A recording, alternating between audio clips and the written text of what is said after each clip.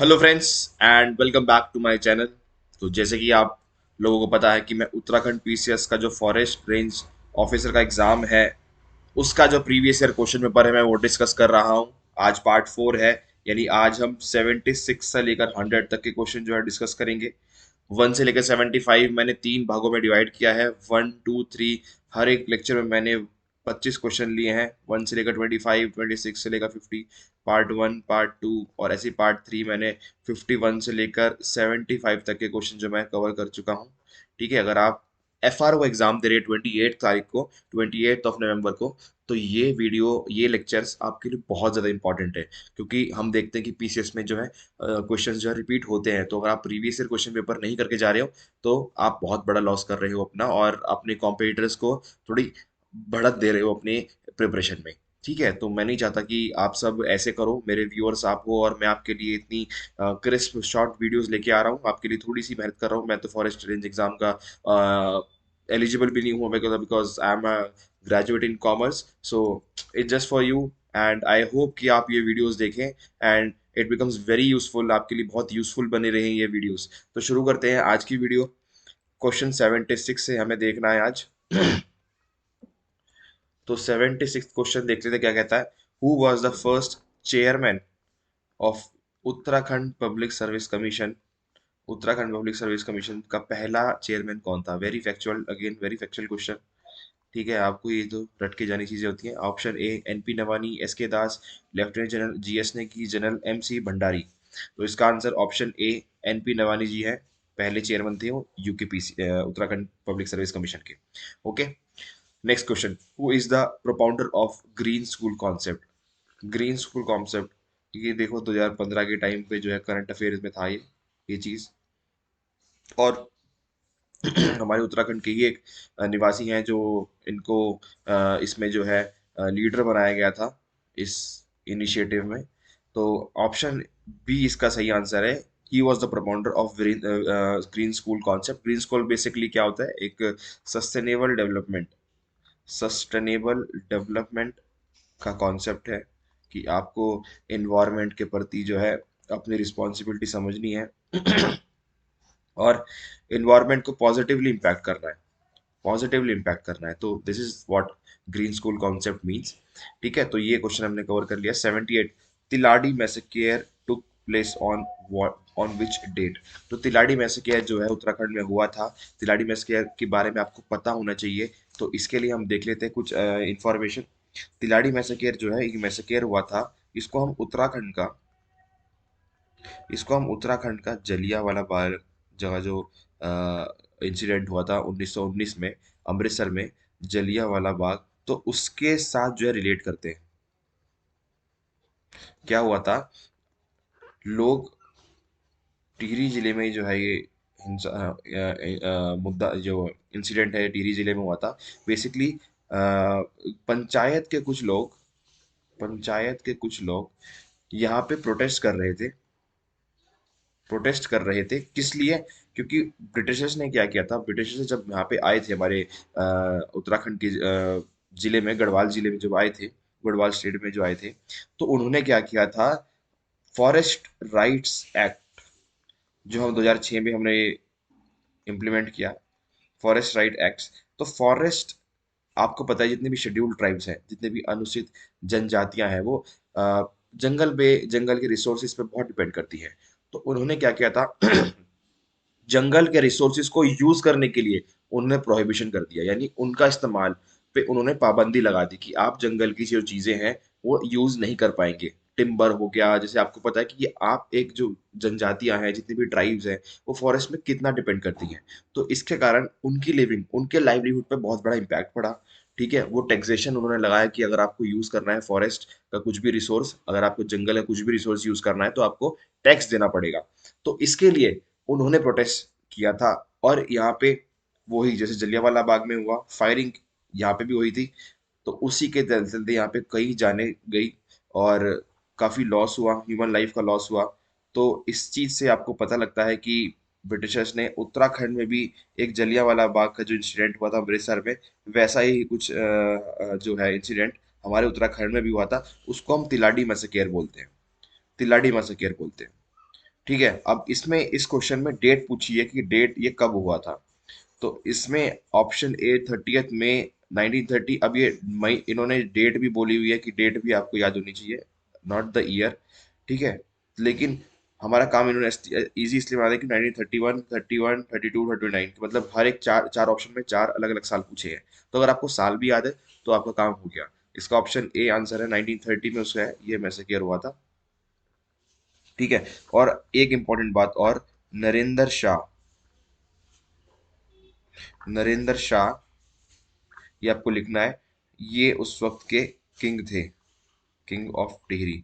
और ऐसा माना जाता है कि ये उस वक्त वहां पे अवेलेबल नहीं थे, ये कहीं विदेश गए थे अपनी स्वास्थ्य संबंधित चीजों को ठीक करने के लिए, हेल्थ रिलेटेड इशू को ठीक कराने के लिए ये विदेश गए थे उस वक्त, और इनके पीछे ये कांड हुआ था। नरेंद्र शाह, नरेंद्र शाह जी उस वक्त के किंग थे। ठीक है, अगले क्वेश्चन पे चलते हैं।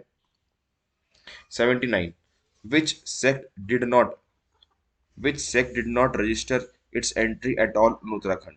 उत्तराखंड में किस ऐसे सेक्ट है जिसने एंट्री अपनी जो है रजिस्टर नहीं कराई हुई है। कबीर पंथ, सत्यनाथ पंथ, वैरागी पंथ, नास्तिक पंथ। Very factual question, current affair में रहा होगा। आपको अभी नहीं आता है तो कोई बात नहीं, उस साल करंट अफेयर में रहा होगा। ऑप्शन डी इसका आंसर है, नास्तिक पंथ ने जो है रजिस्ट्रेशन नहीं कराया था अपना।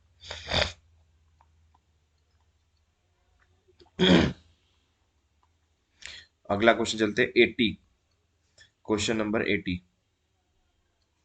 विच of the following combination is not correct. Again, combination कौन सा है जो करेक्ट नहीं है, देख लेते हैं हम इसको भी। ऑप्शन है श्रीनगर अजयपाल, श्रीनगर अजयपाल, श्रीनगर अजयपाल। एक सेकेंड, थोड़ा सा इशू हो रहा है फाइल में।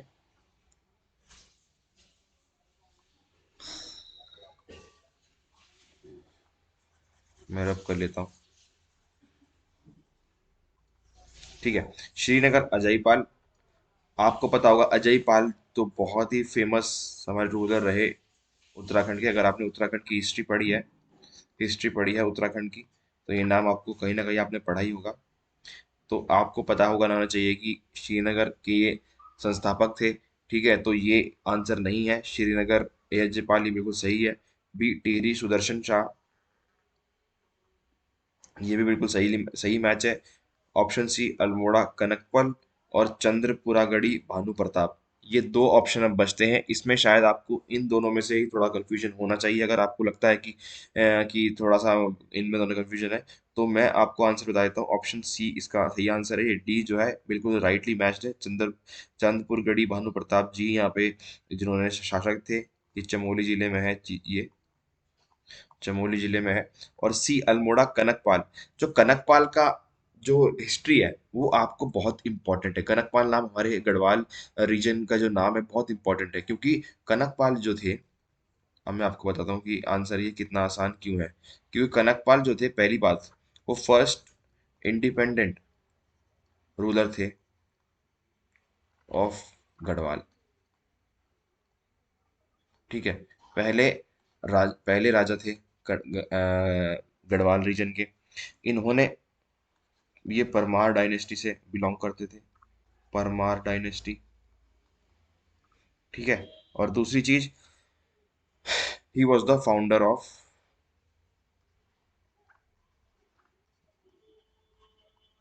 Garhwal kingdom.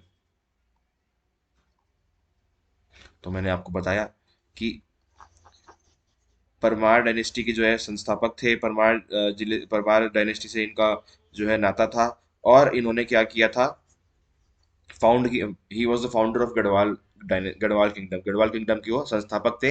And he was the first independent ruler of Garhwal. तो आपको पता है कि अल्मोड़ा जो है कुमाऊं रीजन में आता है, गढ़वाल में आता ही नहीं है। तो ये इसका सही आंसर है। अल्मोड़ा के ये नहीं थे कनकपाल, ये गढ़वाल रीजन के थे। ठीक है, तो ये हमने देख लिया। Next question, where did the Mughal prince of Sulaiman Shikoh took shelter out of the followings. जो मुगल प्रिंस शासक थे सुलेमान शिको, सुलेमान शिको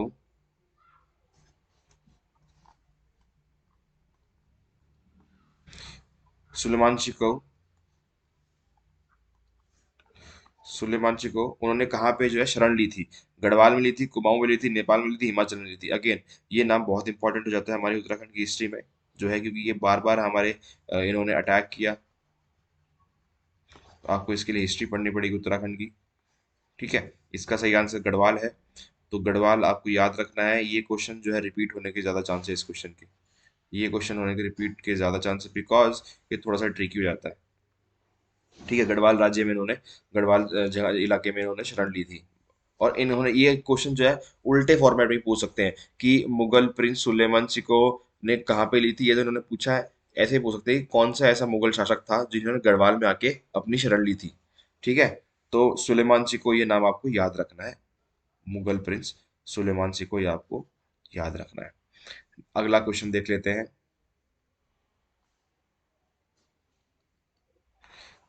अगला क्वेश्चन हम देख लेते हैं 82। The king of Garhwal who was killed after being defeated by Gorkhas. कौन सा ऐसा राजा था, किंग ऑफ गढ़वाल था, जो जो गोरखास के हाथों जिसको हार मिली थी? तो सुदर्शन शाह, प्रदीप शाह, फतेहपुर शाह, प्रद्युमन शाह। तो आपको पता होना चाहिए कि शाह डायनेस्टी से ही था जो क्योंकि शाह डायनेस्टी और चांद डायनेस्टी, शाह जो डायनेस्टी ऑफ गढ़वाल वर्सेस आपकी चंद डायनेस्टी। चंद मतलब कुमाऊं से जो थे, तो इनका हमेशा से लड़ाई रही है हमारे उत्तराखंड। अगर हम हिस्ट्री उठा के देखें तो गढ़वाल और कुमाऊं की, गढ़वाल का जो यहाँ पर शाह डायनेस्टी थी और यहाँ पे चंद डायनेस्टी थी। तो गोरखास ने किसको, कौन से गढ़वाल किंग को मारा था? तो इसका आंसर बी प्रद्युमन शाह है। प्रद्युमन शाह 1785 से 1804 तक ये रहे थे किंग ऑफ गढ़वाल। 1804 में इनकी हत्या हुई थी, या फिर ये वीर गति को प्राप्त हो गए थे लड़ाई करते वक्त। तो प्रदीप शाह एक बहुत इंपॉर्टेंट नाम, ये आपको इनके बारे में आपको पढ़ना है। फतेहपुर शाह, प्रदीप और प्रदीप प्रदीप शाह तो बहुत इंपॉर्टेंट नाम है।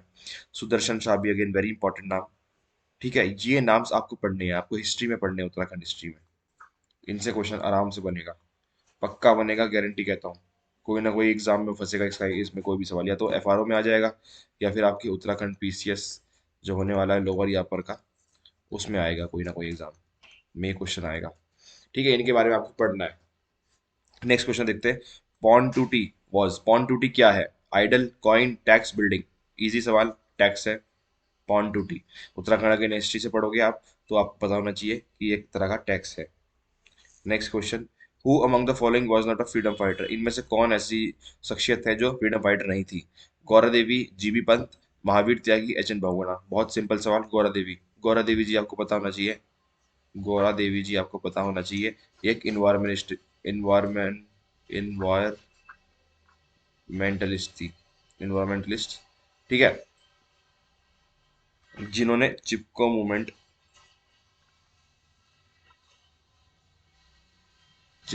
की जो है इन्होंने स्टार्ट किया था, या फिर उसमें उन्होंने भागीदारी निभाई थी। और ये एक सोशल एक्टिविस्ट भी है, सोशल मीडिया नहीं, सोशल एक्टिविस्ट भी है।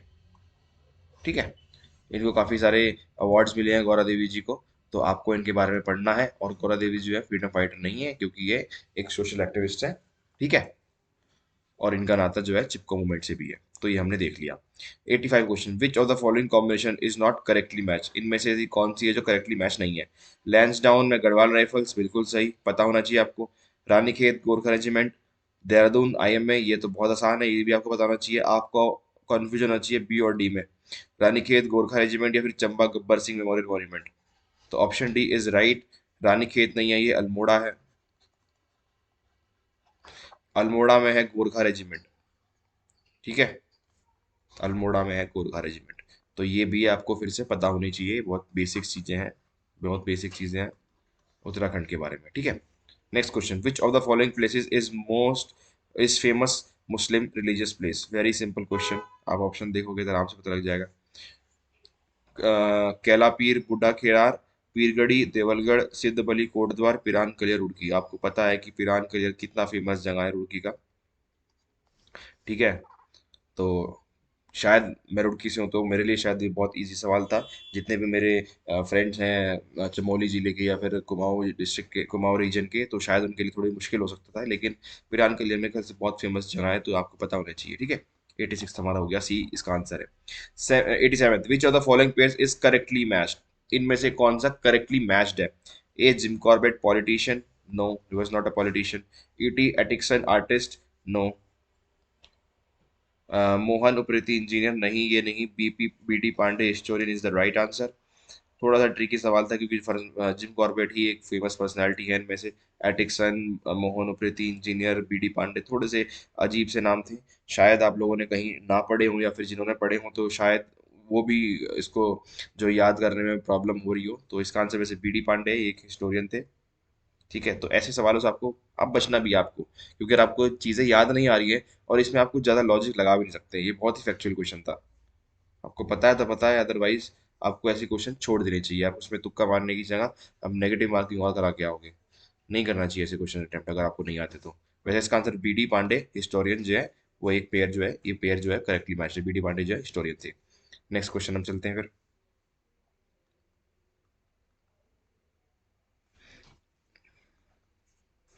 क्वेश्चन नंबर 88 पे हम देख लेते हैं। 10th वर्ल्ड हिंदी कॉन्फ्रेंस जो है कहाँ पे हुई थी? ये क्वेश्चन है। 10th world Hindi conference was held, again very factual question. उस वक्त का करंट अफेयर रहा होगा। ऑप्शन बी इसका सही आंसर है, भोपाल में हुई थी उस वक्त। घबराना नहीं है अगर आपको नहीं पता तो, करंट अफेयर का सवाल है और उस वक्त कहाँ है। ठीक है। 88, SAI is related to, very simple question, SAI किस चीज से रिलेटेड है? स्पेस से, साइंस से, डिफेंस से, स्पोर्ट्स से? अगेन वेरी सिंपल, स्पोर्ट्स से रिलेटेड है। स्पोर्ट्स अथॉरिटी ऑफ इंडिया इसकी फुल फॉर्म है, स्पोर्ट्स अथॉरिटी ऑफ इंडिया। आपने दंगल मूवी देखी होगी तो आपको पता होना चाहिए कि वहाँ पे जो गीता बबीता गई थी वो कहाँ गई थी, पटियाला गई थी। तो पटियाला जो है इसका, जो है पटियाला में ये साई जो है संस्था ये वहाँ पे है। ठीक है। अब कंप्यूटर के क्वेश्चन आ जाते हैं। देख लेते हैं कैसे तरह के कंप्यूटर क्वेश्चन पूछ रहे हैं। The software which allows you to view the web page, basic सवाल है। देखिए सारे जितने भी क्वेश्चन होंगे बेसिक होंगे। तो मैंने पहले ही कहा था, फिफ्थ सिक्स की आप अगर आप जो है बुक्स पढ़ लोगे स्कूल की, तो भी आपका काम कंप्यूटर का हो जाएगा। आप देखो कितना सिंपल सवाल है। तो software which allows you to view the web page, website नहीं, वेबसाइट तो आपको अलग चीज होती है। Interpreter, operating system, web browser. तो इसमें आप जहाँ पे आपने देखा वेब ब्राउजर है, तो वेब ब्राउजर इसका आंसर वहाँ पे आराम से हो जाएगा, क्योंकि आपको पता है कि जो ये चीज़ होती है इसको वेब ब्राउज़र बोलते हैं। ठीक है, और यहीं पे तो आप जो है वेब पेज, यहाँ पे वेबसाइट्स का नाम डालते हो, ये पे करते हो। तो वेब ब्राउज़र एक बहुत सिंपल चीज़ रहती है। ठीक है, वेब ब्राउज़र जैसे for example Chrome is a web browser. ठीक है, उसके बाद मोजिला फायरबॉक्स, सर्च इंजन है वैसे, इनको सर्च इंजन बोलते हैं, मोजिला फायरबॉक्स। ठीक है, तो वेब ब्राउज़र आपको वेब पेज जो है अलाउ करता है देखने के लिए। इन चीज ये सब ऑप्शन गलत है। ठीक है। Again next question, which of the following is not an output device, इनमें से कौन सी ऐसी चीज है जो आउटपुट डिवाइस नहीं है? पहली बात तो आपको आउटपुट डिवाइस का मतलब समझ में आना चाहिए। आउटपुट डिवाइस ऐसा कोई डिवाइस होता है जो आपको इंफॉर्मेशन दे, इंफॉर्मेशन ऐसी फॉर्मेट में दे कि जिससे आप पढ़ सको, लिख सको, देख सको, ऐसी कोई फॉर्मेट में दे। ठीक है, आउटपुट डिवाइस उसको बोलते हैं। कंप्यूटर का ऐसा भी ऐसा ऐसा कोई इंस्ट्रूमेंट, ऐसा कुछ भी चीज जो आपको पढ़ने या फिर देखने में टेक्स्ट को, इंफॉर्मेशन को अलाउ करता हूँ। तो अब आप देख लो, प्लॉटर, प्लॉटर का मतलब एक तरह का जो पहले जमाने में प्रिंटर होते थे उसको बोलते हैं। तो ऑब्वियसली प्रिंट से आपके पेज जो है आपका आता है और वहाँ पे आप आराम से पढ़ सकते हो टेक्स्ट। प्रिंटर अगेन मैंने आपको बताया, यहाँ यहाँ पे भी जो है सेम चीज़, जो प्लॉटर उसको प्रिंटर बोलते हैं। सी मॉनिटर, मॉनिटर पे आप ये स्क्रीन होती है, यहाँ पे आराम से आप चीज़ें पढ़ सकते हो। ठीक है, तो इसका आंसर डी स्कैनर है। Scanner is not an output device, ये आउटपुट डिवाइस नहीं है। क्यों? क्योंकि आउटपुट डिवाइस मैंने आपको बताया कुछ भी ऐसी चीज जो आपको इंफॉर्मेशन पढ़ने या फिर देखने में यूज आए। यहाँ पे आप देख सकते हो, यहाँ पे आप देख सकते हो, यहाँ पे आप देख सकते हो। स्कैनर में आप कैसे देखोगे? स्कैनर में कंप्यूटर देखेगा। ठीक है, तो scanner is not meant for you, scanner is meant for computer to read information. Scanner जो है कंप्यूटर के लिए यूजफुल है, इंफॉर्मेशन देखने के लिए, आपके लिए नहीं है। तो इसलिए ये आउटपुट डिवाइस नहीं है। Question number 92, in fibre optics the signal source is, fibre optics में सिग्नल सोर्स क्या है? A light wave, sound waves, gamma rays, cosmic rays. तो पहली बात तो आपको पता होना चाहिए कि ये होता क्या है, फाइबर ऑप्टिक्स होता क्या है। तो मैं आपको बताता हूँ फाइबर ऑप्टिक्स होता क्या है। फाइबर ऑप्टिक्स आपने सुना होगा आज की डेट में, fibre cables, fibre cables, fibre cables. तो इसमें होता क्या है, इसमें जो है इंफॉर्मेशन, इंफॉर्मेशन ट्रांसमिट की जाती है, यानी ट्रांसफर की जाती है through, through optical cables, optical cables के थ्रू इंफॉर्मेशन ट्रांसफर की जाती है।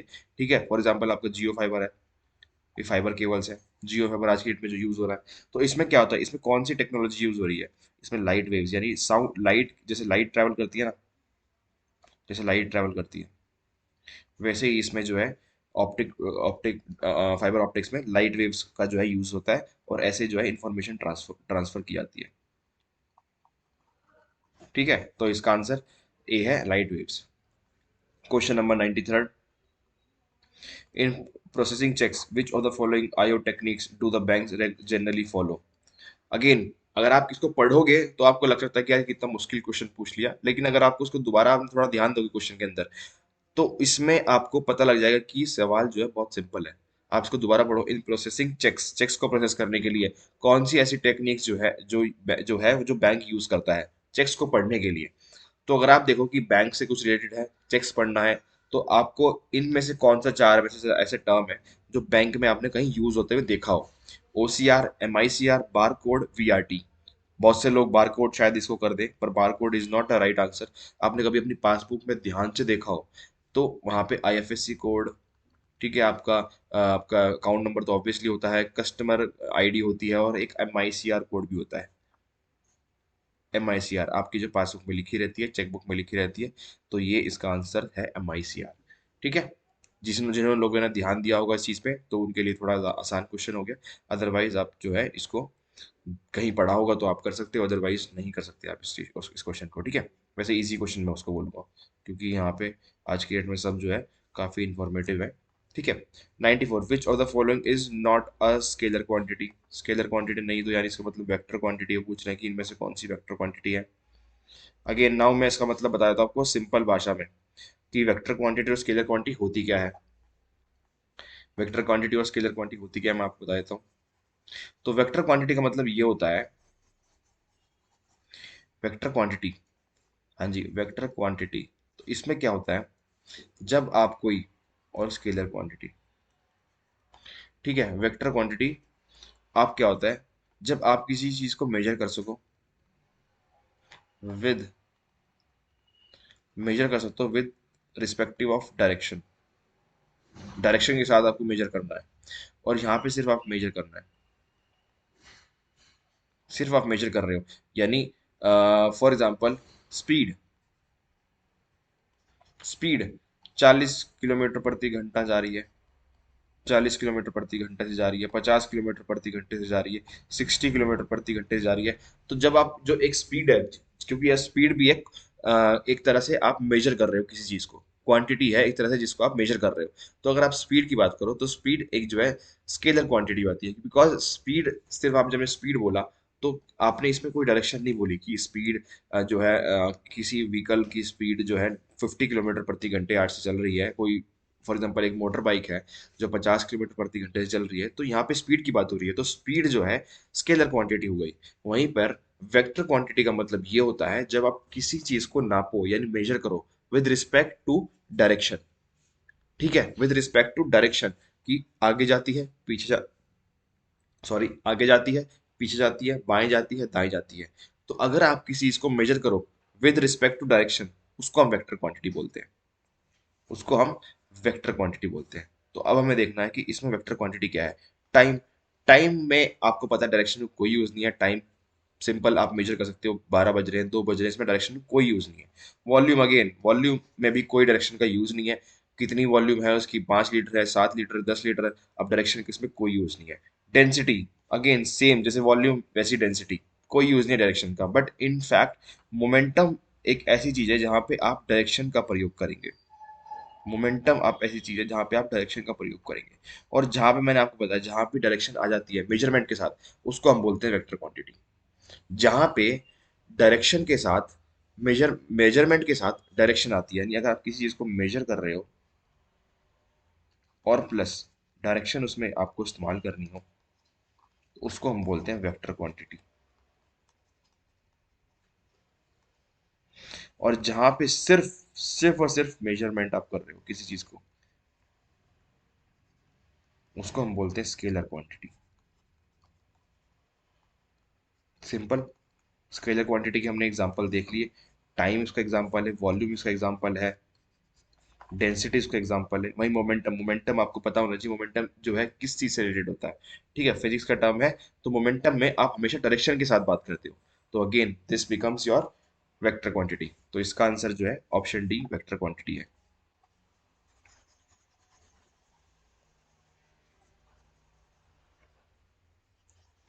थोड़ा सा मैं रब कर लेता हूँ उसको।